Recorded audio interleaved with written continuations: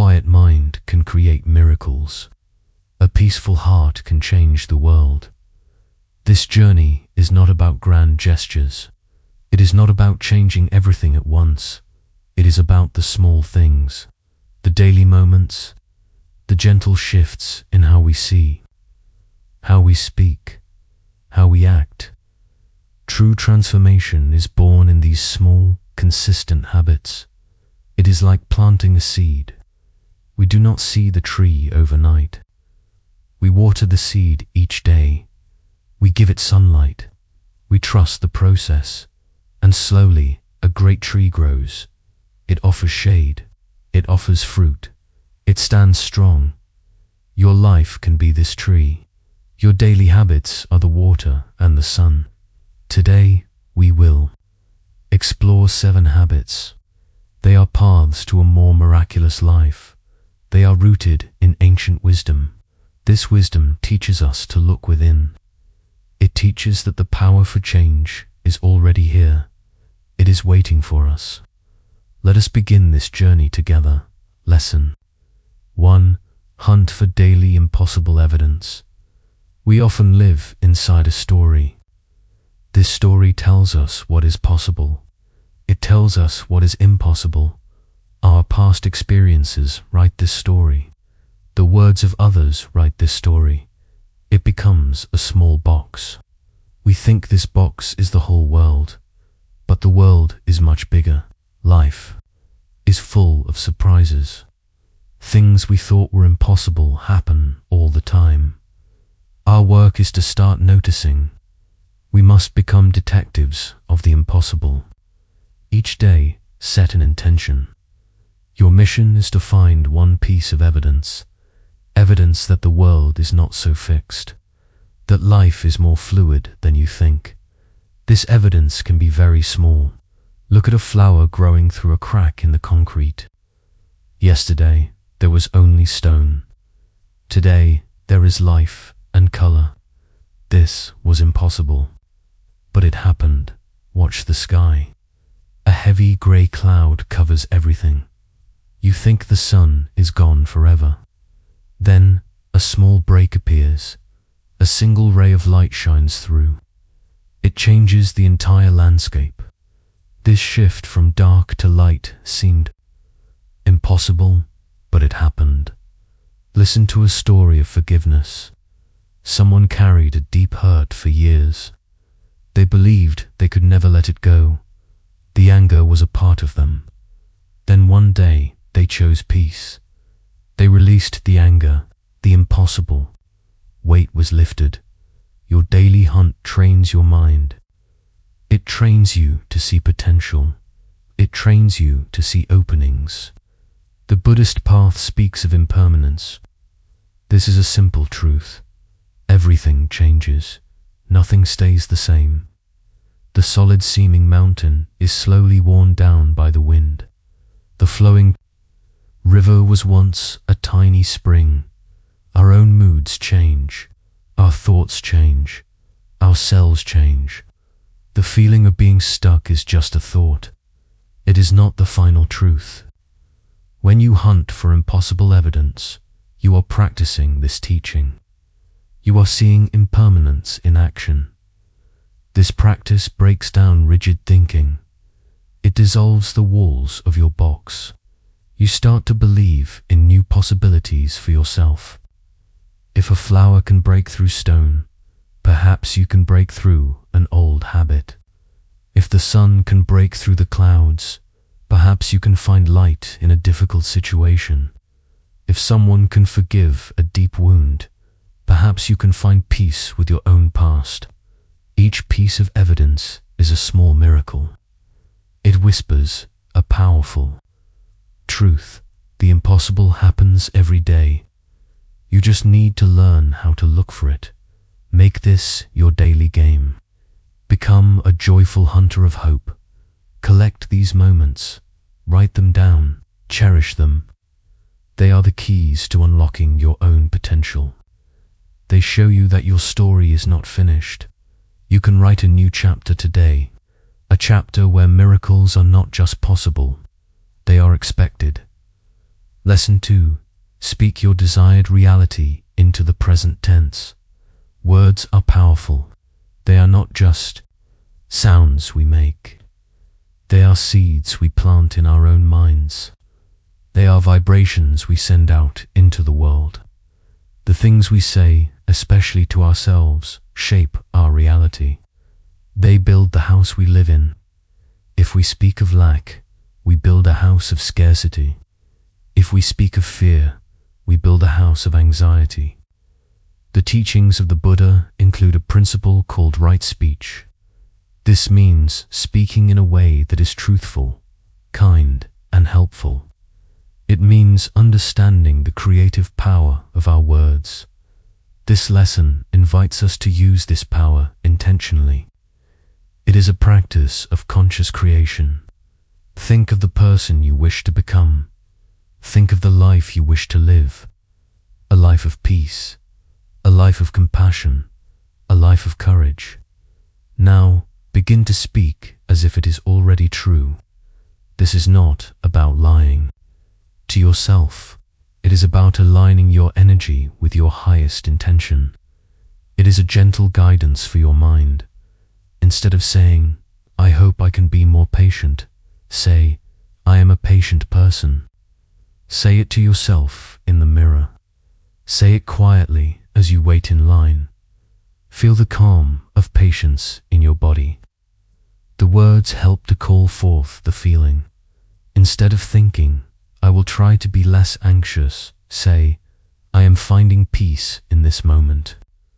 Let the words be an anchor. Let them bring you back to a state of calm. You are not denying the feeling of anxiety. You are simply choosing where to place your focus. You are choosing to water the seed of peace. This is a deep form of mindfulness. You become aware of your inner dialogue. You notice the old stories of "I can't" or "I'm not good enough." You see them as just thoughts, clouds passing in the sky. You then choose to introduce a new thought, a new statement. "I am capable. I am worthy of love.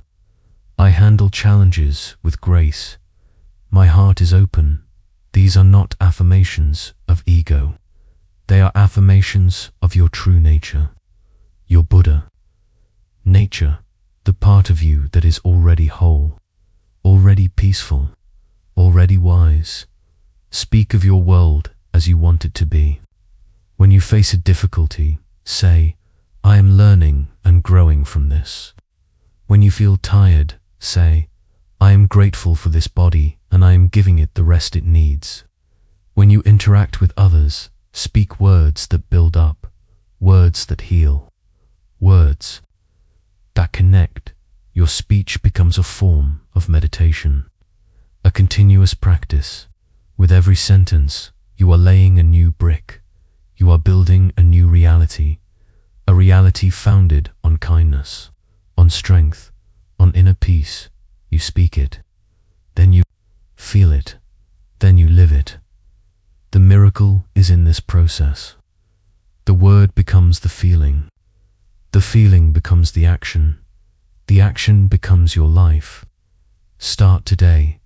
Speak with gentle, powerful intention.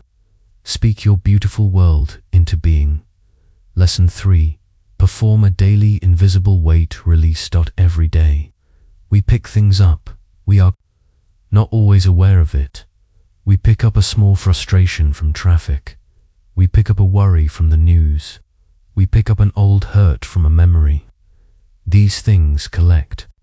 They become an invisible backpack. We carry this backpack everywhere. We wonder why our shoulders are sore.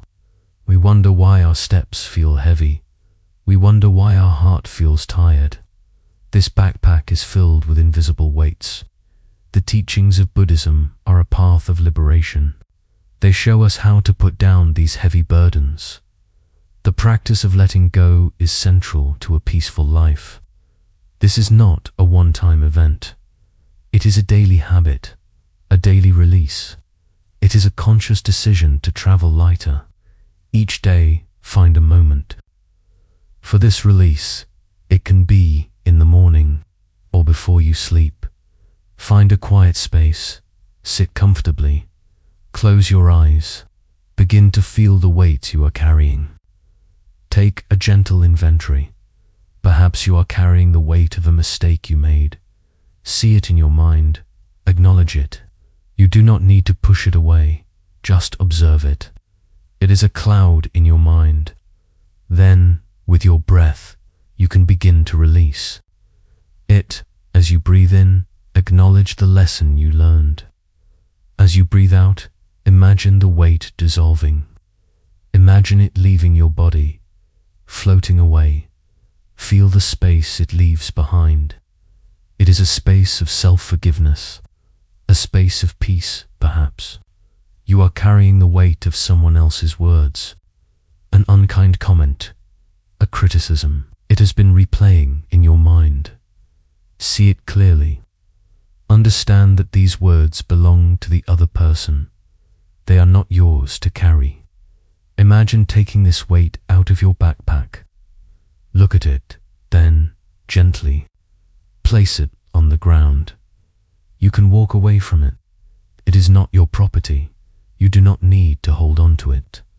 Feel the lightness of this release. This is an act of freedom. The greatest weights we carry are often resentment and anger. They are heavy stones. They poison our own hearts. Releasing them is a profound act of self-love. You can bring a person or situation to mind. Feel the difficult emotion, then make a conscious choice. I choose peace over this burden. You can imagine a cord connecting you to this weight. With a deep breath, you can cut this cord. You are not saying what happened was okay. You are saying you will no longer let it hurt you today. This daily release is like cleaning your home. Dust and clutter accumulate each day. We do not wait a year to clean. We sweep a little each day. We keep our space clear and beautiful. Your mind is your inner home. This practice keeps your inner home clear. It creates space for joy, for creativity, for love. You become lighter, more resilient, more present. The miracle here is the realization that you are in control. You can choose what you carry. Choose lightness. Choose freedom. Perform this release every day and feel yourself learn to fly.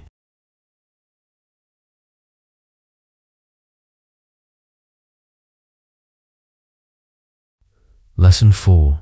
Intentionally break your own echo chamber. We all live in an echo chamber. It is a comfortable room.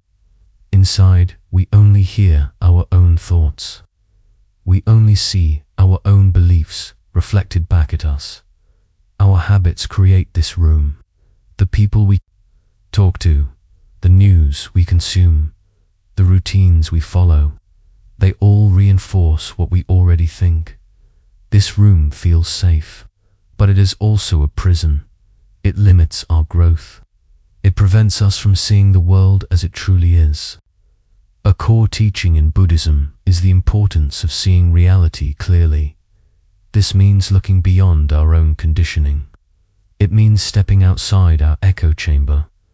This habit is an act of gentle courage. It is about intentionally seeking out new perspectives. It is about challenging your own certainties. Each day, find one small way to break the echo. If you always read the same kind of news, today read something from a completely different viewpoint. Your goal is not to agree. Your goal is to understand, to see that other people have a different experience of the world. This creates compassion. It softens the hard edges of our own opinions. If you always listen to the same type of music, explore a new genre. Listen to sounds from a different culture. Feel how it affects your body and your mood. It opens up new emotional landscapes within you. It reminds you that beauty has many forms. If you always eat the same foods, try a new recipe, a new spice, a new vegetable. This simple act connects you to the earth in a new way. It breaks a routine. It introduces novelty and presence into a simple meal.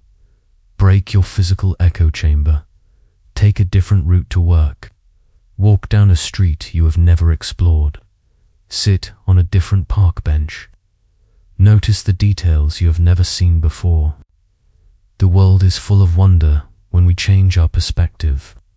Speak to someone new, a neighbor you only wave to, a co-worker in a different department. Ask about their day. Listen to their story.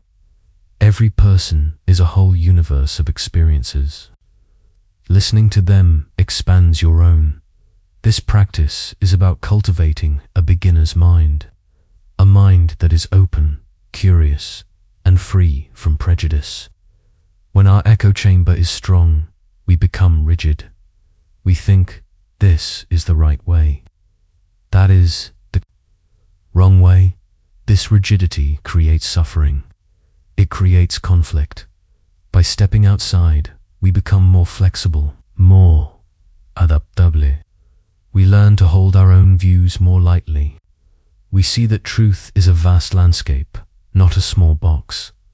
The miracle of this practice is the expansion of your own being. Your world gets bigger. Your heart gets bigger. Your mind becomes more spacious and clear. You replace judgment with curiosity. You replace fear of the unknown with an interest in it.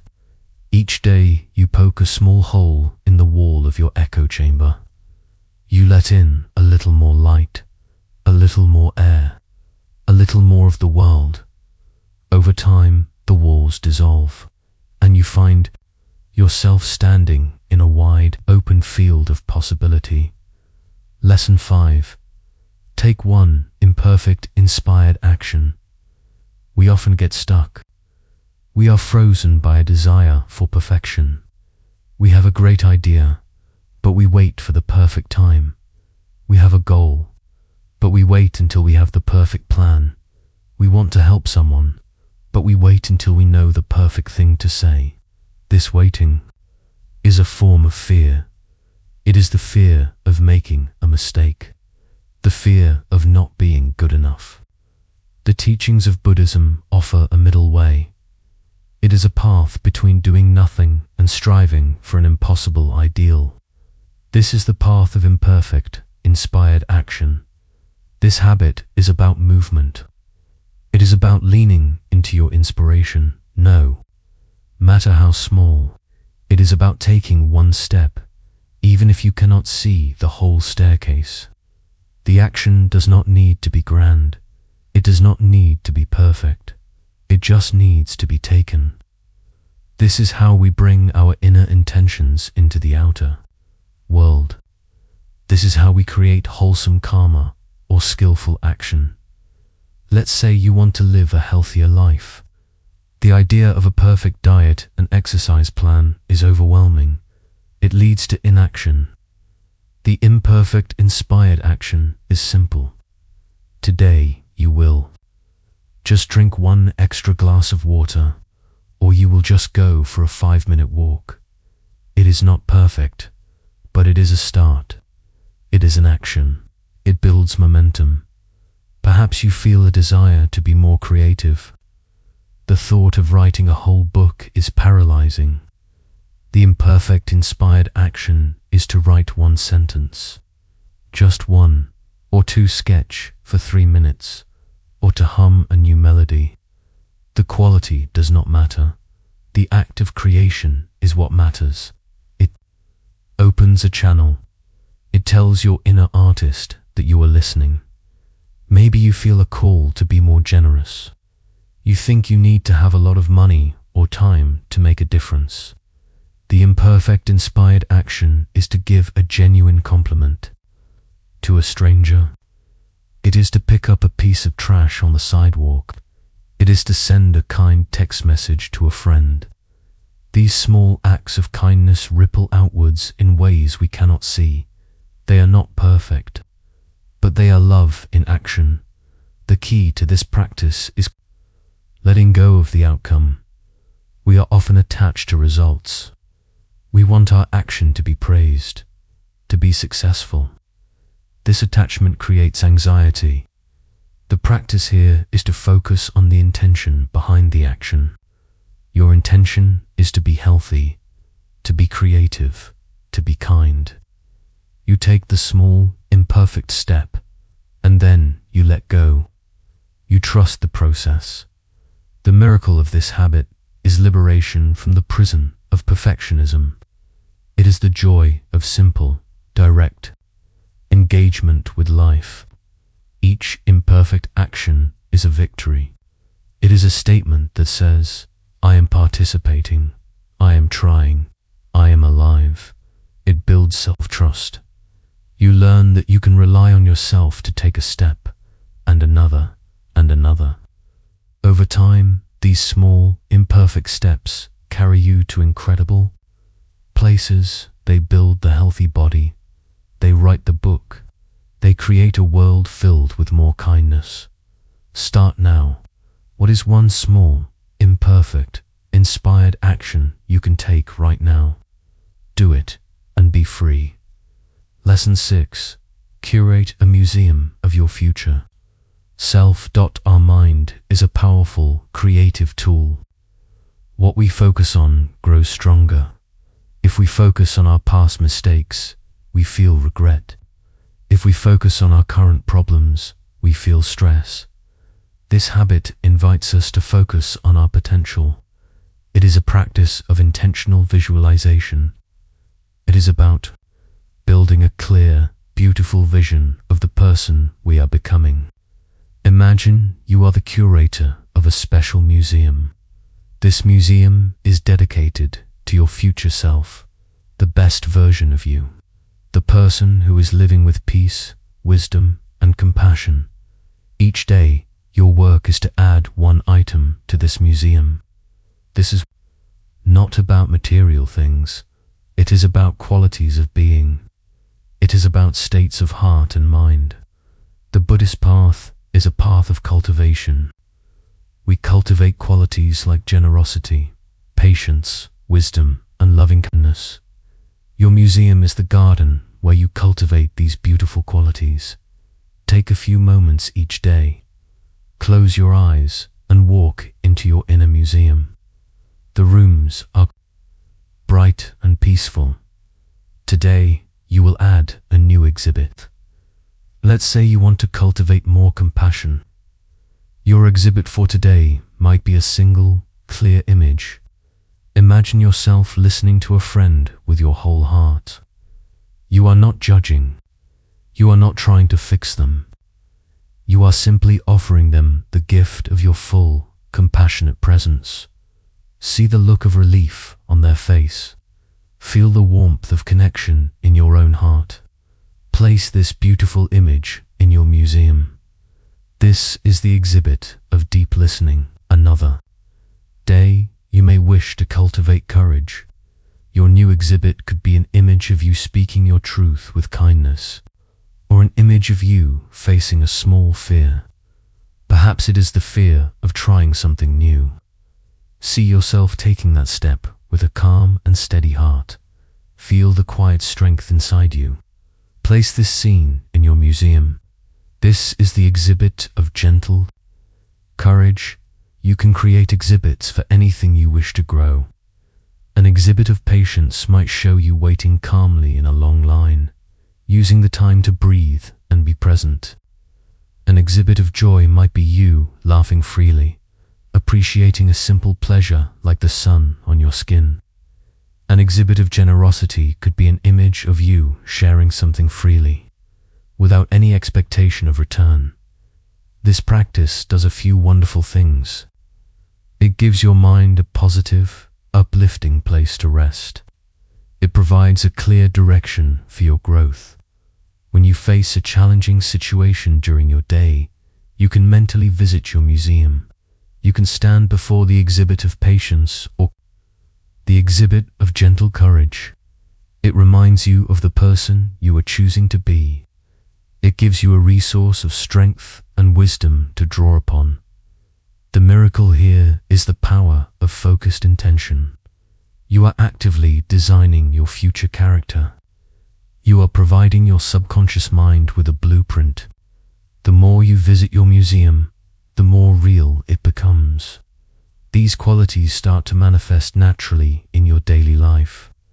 You find yourself becoming more patient, more courageous, more compassionate. You are not just wishing for it. You are practicing it in the workshop of your mind. You are curating the masterpiece that is your life.